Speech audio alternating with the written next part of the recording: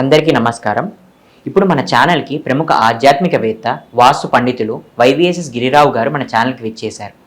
నమస్కారం గురువుగారు. నమస్తే. నేను గురువుగారు, మనకి జనరల్గా చీమలు అనేవి మట్టిలో కానీ లేకపోతే బయట పుట్టల దగ్గర కానీ కనిపిస్తూ ఉంటాయి. కానీ ఈ మధ్యకాలంలో మన ఇంట్లో కూడా చీమలు తిరుగుతూ ఉంటాయి. వీటికి గల కారణాలు ఏంటి, వివరించగలుగుతారా? ఈ క్రిమి కీటకాదులు అన్నీ కూడా ఒక్కొక్క దానికి కొన్ని శకున శాస్త్రంలో కానీ, లేకపోతే గుడ్లగోబ ఇంట్లోకి వస్తే దోషం వస్తుందంటే, గుడ్లగోబ ఇంట్లోకి వచ్చి కనుక వెళితే, మన ఇంటి లోపలికి కనుక వచ్చి వెళితే అది ఇతని 6 నెలల్లో మరణం సంభవిస్తుంది ఎవరో ఒకరికి అనేది ఎంత నిక్కచ్చిగా చెప్తారో. అలాగే మీకు అసలు ఒక బ్రహ్మాండమైన ధార్మికమైనది, ఇది లౌకికమైనవి. ఇప్పుడు మీరు చెప్పేది శకున శాస్త్రం అనేది లౌకికమైనది. లేకపోతే ఇటు దీంట్లోకి ఆధ్యాత్మికతలో కూడా ఒక శ్లోకం ఉంది చీమల గురించి. పిపీలకాది బ్రహ్మ పర్యంతం అని చెప్తారు. పిపీలకం అంటే తెలుసా మీకు? ఆ పిపీలకాది బ్రహ్మ పర్యంతం అనే పదంలో, శ్లోకంలో పిపీలకం అంటే తెలుసు కదా? చిన్న క్యాజువల్, చాలా చిన్న చీమ. అంటే మనకి ఈ తమలపాకును కనుక నాగవల్లి అని ఏదో హర్రర్ సినిమా తీశారు ఒకటి. నాగవల్లి అంటే తమలపాకు అంటే చాలామందికి తెలియవు ఇవన్నీ. గుడాన్నం ఇవన్నీ అంటే శాస్త్రం మనం నివేదన పెట్టి. అలాగేంటంటే పిపీలకాది బ్రహ్మ పర్యంతం అనే ధార్మికమైన దాంట్లో కూడా చీమ నుంచి మొదలు బ్రహ్మ దాకా ఉండేటువంటి బ్రహ్మాండం అంతా కూడా నాదే, నా సృష్టే అని ఎలా చెప్పారో, అంటే అక్కడ చీమని కూడా ధార్మిక శాస్త్రం ఐడెంటిఫై చేశారు. కానీ ఇక్కడికి వచ్చేసరికి ఏంటంటే, ఇవి శకునాల్లోకి వచ్చేసినట్టు ఏంటంటే, మీకు ఈ నల్లులు అనేవి ఒకటి ఉన్నాయి, తర్వాత చదపురుగులు అని కొన్ని ఉన్నాయి, చీమలు అని కొన్ని ఉన్నాయి. ఇందులోకి వచ్చేసరికి ఏంటంటే ఆ రెండు నెగిటివ్ ఎనర్జీకి కారణాలు అవుతాయి. ఏంటి? నల్లులు కానీ చదపురుగులు కానీ. అంటే చద ఎప్పుడైతే వస్తుందో ఇంటికి మంచిది కాదు, అశుభం జరుగుతుంది అని ఇండికేట్ చేయడం కోసం చద వస్తుంది. ఇటు లౌకికంగా చూసుకున్నా కానీ చద వచ్చినప్పుడు ఏంటంటే, పూర్వం రోజుల్లో మీకు నిట్టాడులని ఉండేవి, కట్టేసి పెంకుటిల్లుగానే ఉండేవి. అంటే మొత్తం ఈ పెంకు మొత్తం కూడా దూలాల మీద ఆధారపడి బతుకుతుంది. అంటే ఇప్పుడులాగా ఐరన్ రాడ్స్ లేవు. అప్పుడు ఈ చెద వచ్చిందనుకోండి, చెద పైకి ఏంటంటే చక్కగా దూలంగానే ఉంటుంది, లోపల మొత్తం తినేస్తుంది. తినేసి సడన్గా అది ఇట్లా ఒత్తితే లోపల డొల్ అయిపోతుంది. అలాంటి రోజుల్లో అది సైంటిఫిక్గా కూడా చెద వచ్చిందంటే ఆ దూలాలను లోపల తినేసింది అనుకో, కిటికీలను లోపల తినేసింది అనుకో, మీకు ఇంట్లోకి ఎవరైనా దొంగ ప్రవేశించకుండా ఇప్పుడు సోఫిస్టికేటెడ్గా వచ్చేసి చక్కగా ఫోన్ చేసి వచ్చి గంజి విచ్చి ఇచ్చేది కాదు. పూర్వం ఎవరు లేనప్పుడు, తాళాలు వేసినప్పుడు కిటికీలోంచి వెళ్ళేవాళ్ళు. అలాంటప్పుడు ఏంటంటే చుట్టూ చెక్క పోయింది అనుకోండి, ద్వారబంధరానికి అది అంటే అన్సెక్యూర్డ్. ప్లస్ పైన ద్వారబంధరం పోతే దూలం విడిగి మీద పడిందంటే, స్లాబ్ రాలి పడితే ఎట్లా మరణాలు జరుగుతాయి, భూకంపాలు అసలు మరణాలు జరుగుతాయి. కాబట్టి అది లౌకికంగా కూడా చెప్పారు. కానీ చదపురుగు అనేది శాస్త్ర ప్రకారం శకునంలో దోషం అని చెప్పారు. అలాగే నల్లులు, మీరు మంచం మీద కానీ సోఫా మీద కానీ ఎక్కడైనా సరే నల్లులు విపరీతంగా వస్తున్నాయి అబ్నార్మల్గా.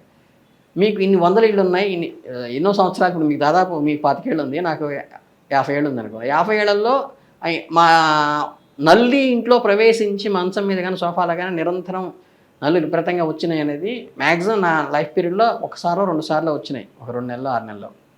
మీ లైఫ్లో మీరు చూసుంటే ఒకసారి చూసుంటారేమో నల్లులు రావడం అని, మంచాల మీదకి కానీ లేకపోతే సోఫాల మీదకి కానీ వచ్చినాయంటే అది కూడా దోషం. అంటే ఏంటంటే ఒక దుష్ట సంఘటన, ఇంట్లోంచి ఎవరైనా వెళ్ళిపోవటం కానీ, అనారోగ్యం పాలవటం కానీ, బెడ్డనడం కానీ జరగడానికి అవి సంకేతంగా చెప్తాం. ఇవి రెండూ కూడా అందులో దోషాలు చెప్తే శుభాలు లేవు, నల్లులకు కానీ చదక్ కానీ.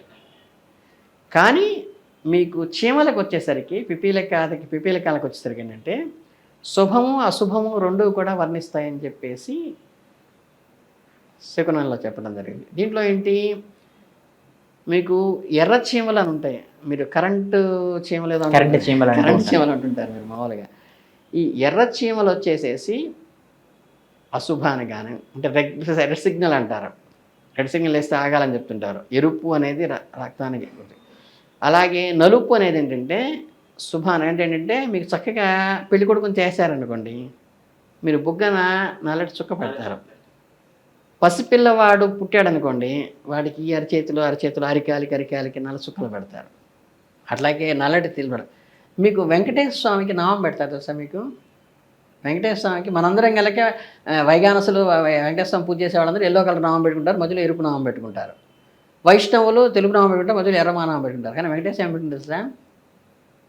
కస్తూరి తిలకేలలాట ఫల అంటే ఏంటంటే కస్తూరి అని ఉంటుంది. కస్తూరి ఏంటంటే అదే కలర్లో ఉంటుంది తెలుసా మీకు? నల్లటిది అనమాట. నల్లటి ఒక జ్యూరులాగా ఉంటుంది కస్తూరి అనేది. కస్తూరి జింక నుంచి తీసింది. చాలా మంచి మధురమైనటువంటి వాసన వస్తూ ఉంటుంది. జాజికాయ, జాపత్రి వేళ, సుగంధ ద్రవ్యాలు. కస్తూరి అనేది ఒక సుగంధ ద్రవ్యం. ఈ వెంకటేశ్వర తెల్లటి నామం అంటే అది కూడా పచ్చకర్పూరంతో పెడతారు. దాని మధ్యలో నల్లటి మీకు అగరబత్తి పుల్లల్లే ఉంటుంది. అది కస్తూరితో పెడతారు. అది బ్లాక్, అది కూడా నలుపే.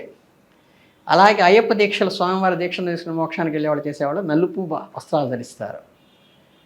అలాగే నల్ల దారం కట్టుకుంటుంటారు. అలాగే నల్ల పూసలు వేస్తారు. మాంగళ్యంలో శుభం అని చెప్పి నల్ల పూసలు వేస్తారు.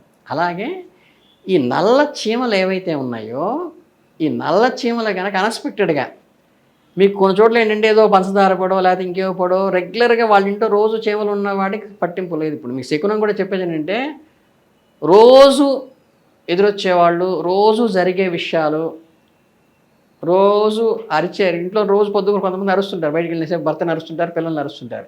అది శకునం కిందకి రాదు. ఎప్పుడు అరవని వాడు సడన్గా చెడు మాట అంటారు, అపశకునం మాట మాడతారు. అప్పుడు దశకునంగా తీసుకోవాలి. అన్ఎక్స్పెక్టెడ్గా, అనుకోకుండా, ఊహించిన విధంగా. అలాగేంటంటే రోజు చీమలు తిరిగే ప్రదేశాలు కాకుండా మీరు అపార్ట్మెంట్లో ఉన్నారు, 4th ఫ్లోర్ 5th ఫ్లోర్లో ఉన్నారు. 4th ఫ్లోర్కి చీమ ఎక్కడి నుంచి వస్తుంది? చీమ ఒక్క ఇంత ఉంటుంది, అది పెరిగి అంత దాకా వచ్చి అక్కడ పెట్టుకోవాలి అంటే రాదు అన్ఎక్స్పెక్టెడ్గా. అలా కనుక మీ ఇంట్లోకి నల్ల చీమలు అన్ఎక్స్పెక్టెడ్గా వచ్చేసినాయి, చక్కగా ఈ గోడమ్మడి ఇలా వచ్చేసినాయి. అసలు చీమలు రావడానికి ఆస్కారం లేదు. అపార్ట్మెంట్లో 3rd ఫ్లోర్ 4th ఫ్లోర్ ఉన్నాం. ఎలా వచ్చినాయి అంటే దానికి శుభశకరంగా తీసుకోమంటాడు. అంటే అది జరిగినప్పుడు మీకు శుభాలు జరుగుతాయి. మీరు చూడండి, మంచి మంచి కలిసి వస్తుంది. అందువల్ల నల్ల చీమలు వచ్చినప్పుడు ఎప్పుడు దాన్ని డిస్టర్బ్ చేయకూడదు అంటారు. అలా ఎర్ర చీమలు వస్తాయి, కరెంటు చీమలు అంటారు కదా. ఎర్ర చీమలు వస్తాయి ఏంటంటే మీకు ఆస్తి నష్టం కానీ, మీరు అప్పు ఇచ్చిన వాళ్ళు ఎగ్గొట్టడం కానీ, ఆర్థికంగా ఒక రకం వెలితి రావటం కానీ, ఇలాంటివి ఎర్రచీమలు వచ్చినప్పుడు ఉంటుంది. అందుకని ఏంటంటే దానికి రక్షణ రేఖ ఏదో రాసేసి ఎర్రచీమలు వచ్చినప్పుడు వాటిని డిస్పోజ్ చేయాలి. అంటే వాటిని చంపకూడదు. ఎప్పుడు కూడా ఏ జీవిని కూడా చంపకూడదు. అంటే దానికి వ్యతిరేకమైన దాని పొమ్మల్లాగా పొగబెట్టారంటారే, అలాగే మనకి నల్లులకు కానీ వీటికి కానీ ఏంటంటే వాటికి ఇష్టం లేని వాసనని అక్కడ చలగ చేసినప్పుడు అవన్నీ వెళ్ళిపోతాయి. అందుకని ఆ రకంగా. అలాగే మీకు పూర్వం ఏం చేసేవాళ్ళు తెలుసా? కేవలం చీమలు బతకడం కోసం మీరు పొలాల్లో వెళ్తూ ఈ పంచదార చల్లుకుంటూ వెళ్ళేవాళ్ళు. అలాగే ఏమైనా పప్పులు ధాన్యాలు ఉన్నాయనుకోండి, ఆ గట్టెంబడి వేసుకుంటూ వెళ్ళేవాళ్ళు. అంటే చీమలు తినాలని చెప్పి చీమలు తినటం కోసం ఆహారం వేసేవాళ్ళు. మన పెట్టెలను ఏదైతే పెంచుకుంటామో మన పొలాల గట్లకి వెళ్ళేటప్పుడు చీమలు తినటం కోసం జల్లుకుంటూ వెళ్ళాడు పూర్వం. అది చీమలకి ఆహారం వేస్తే కూడా చాలా తృప్తి వస్తుంది. అదేంటంటే కష్టపడి అన్నీ సేకరిస్తుంది కాబట్టి దానికి ఆహారం ఇవ్వటం కూడా చాలా, అంటే శాస్త్రంలో ఇవన్నీ ఏంటంటే ఎంత మైన్యూట్గా కూడా చిన్న చిన్న జీవాలను కూడా మీరు కాపాడాలి అని చెప్పే దాంట్లో ప్రధానంగా ఈ చీమలకి, నల్లులకి, చెదపురుగులకి, బొద్దింకలకి వీటి ఏంటంటే చిమటలు అవి శకునం అన్నమాట, నెగిటివ్ అన్నమాట. సాలీళ్ళు కూడా నెగిటివ్నే, బూజు పట్టడం అన్నీ కూడా. చీమల గురించి లిమిటెడ్గా చెప్పుకోవాల్సిందైతే అంతవరకు ఉంటుంది. ధన్యవాదాలు గురుగారు. మన ఇంట్లోకి చీమలు రావటం వల్ల ఎలాంటి సూచనలు ఉంటాయి అని చాలా బాగా వివరించారు. ధన్యవాదాలు. చాలా సంతోషం.